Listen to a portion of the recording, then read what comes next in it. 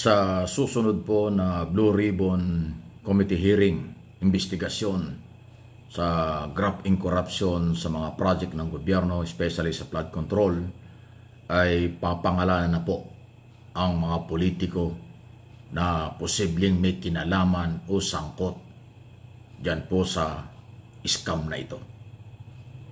Dito sa nakaraang unang hearing, naging parang orientation lang, initial lang po. Pero na-discover na ang kaduda-duda na pang-aabuso ng ibang mga kinaukulan sa bilyon-bilyong halagang pondo na hindi ginamit, ibinulsa, ghost project at pinagparti-partihan ng mga kontraktor, politiko at mga taga-gobyerno, lalo na ang mga taga-DPWH, dahil hindi naman magkakaroon ng project kung walang kinalaman at approval ang Department of Public Works and Highway. Nakakalungkot lang, inamin mismo ng DBM, Secretary Pangandaman, wala silang manpower, wala silang mga tao para i-monitor kung tamang nagagamit yung mga pondo na kanyang inilalabas. Para sa inyong kalaman, lahat ng mga proyekto ng gobyerno dadaan sa DBM dahil sila ang magre-release ng pondo. Pero hindi daw nila nasusundan ito. Nagbabase lang sila sa request, recommendation ng iba-ibang departamento ng gobyerno sa paglalabas ng pondo na inaaproba ng Pangulo. Pero yung implementation, aktual na nagastos, hindi na daw nagagawa nila yun ng pagbabantay. Hindi nila trabaho yun. COA na, Commission on Audit, at saka yung departamento na nag-request ng mga pondo sa Office of the President ang dapat nagbabantay kung tamang ginagamit o hindi. Ayan, so madalit sabi, umiwas na, naglinis na ng pangalan ang DBM sa isong yan. Kung maniniwala kayo, sige.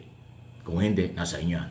Kasi nung araw, mayroon din mga taga-DBM nangungumisyon sa bawat labas ng pondo sa iba-ibang departamento. Kung wala na yon, hindi natin alam. Pero dati, merong ganon.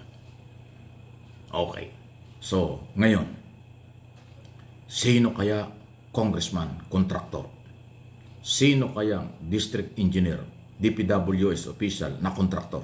Kasi lumabas na ho yun, na merong taga-DPWS na mismong contractor ang nananalo sa mga bidding. Grabe, conflict of interest yan. Congressman, contractor, congressman, iisa yan. Sila-sila rin yan. Yan ang malupit. Kaya dapat ma-expose ang mga pangalan ng mga ito. Abangan natin. Okay?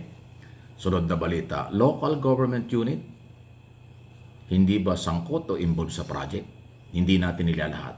Pero posible, mayroon din kinalaman yung iba ng mga mayor o governor o local executive. Kasi madalas, ang public works engineer at si pa mga kinaukulan nakikipag-coordinate sa mga local executive para sa kailang mga proyekto. So, abangan natin. Hanggang saan level sa politician ang matadamay dito.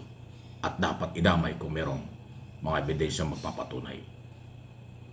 Huwag nating kalimutan, huwag nating ibaliwala itong isyong ito. Isang malaking issue ito at usapin na nangyayari noon, nangyayari pa rin ngayon. Na korupsyon sa gobyerno. At mismong inamin yan ng ating Pangulong Marcos Jr. Okay? Ano man ang inyong masasabi dyan, malaya po kayo. Oh, sige. Samantala, ikinabahala, nagulat daw po si Secretary Remulla sa pagre-resign ng bigla ni NBI Director Jimmy Santiago.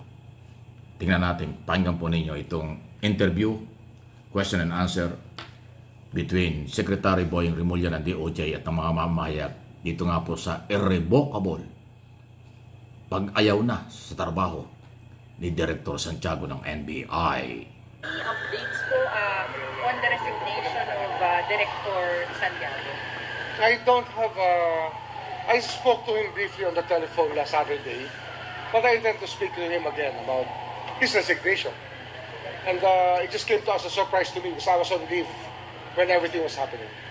Sir, ano po yung binigay niyang dahilan sa inyo? But parang he felt uncomfortable already with his job. Parang uncomfortable with the working environment, I think. Sir, meron po bang, I don't know, threats? Ano po ba? Hindi naman, wala naman threats. Wala, nothing. But it was too uncomfortable na.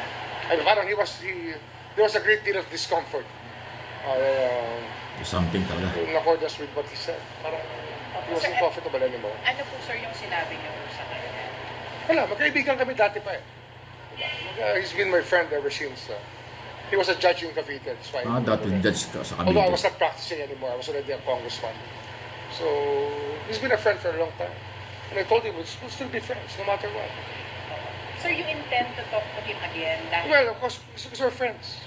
I think that that's the way friends should be. With or without the position or relationship professionally, should still be friends, remain friends. Sir, malaking kawalan ba ito? Nag-resign siya? Kasi Well, malaking ano yan eh. Malaki syempre, maganda-ganda yung flow ng lahat. Kaya lang, nangyari talaga eh. We cannot avoid that. Sir, may mga naninira daw po sa kanya sa loob. Well, that's already his professional relationship with people. I'm not the one to describe or judge his working environment. Hindi ko alam eh. I'm not in his place in the NBI. Sir, ano na po yung mangyayari ngayon? At sino na po yung papalit? Well, in this resignation, he said that the resignation, irrevocable resignation, was effective upon the appointment of his successor. So we'll see. Sir, si Yusek Jesse daw po, nag-OIC. Ano po ba, sir? Ano nga, sabi nga ang kanyang request sa kanyang resignation is that he will stay on until the appointment of his successor. So the thought of an OIC does not cross my mind now. Has not crossed my mind. And I mean in deference to him. And tsaka with respect to his request and his resignation. Ayun. Other topic, guys. So, ayan. Malinaw. Okay? Si Secretary Boying Rimulya, Department of Justice, kasi under po ng DOJ ang NBI. So, magkaibigan daw sila. Nirerespeto niya yung desisyon. Umayaw na sa trabaho. Pero alam naman natin na maganda rin ang nagawa ni si Director Santiago. Although marami rin nasagasaan, napakarami hong controversial. Yung sila nag-imbestiga kay Sara Duterte doon sa kanyang pagbabanta sa buhay ng Pangulo na ginawang press conference noong November 23, 2024. Isa yan sa hawak niya. Pogo operation. Sabongero missing. Di ba? At doon sa Pogo, napakaraming sabit doon. Sila rin ang nagrekomenda at nag-file ng kaso sa DOJ laban kay Harry Roque. Napakarami po. Kung tutuusin sa maiksing panahon, 1 taong mahigit ni Director Santiago sa aking personal observation bilang political blogger at mamamayag, marami yung nagawa si Director. Sayang lang, hindi niya nakayanan.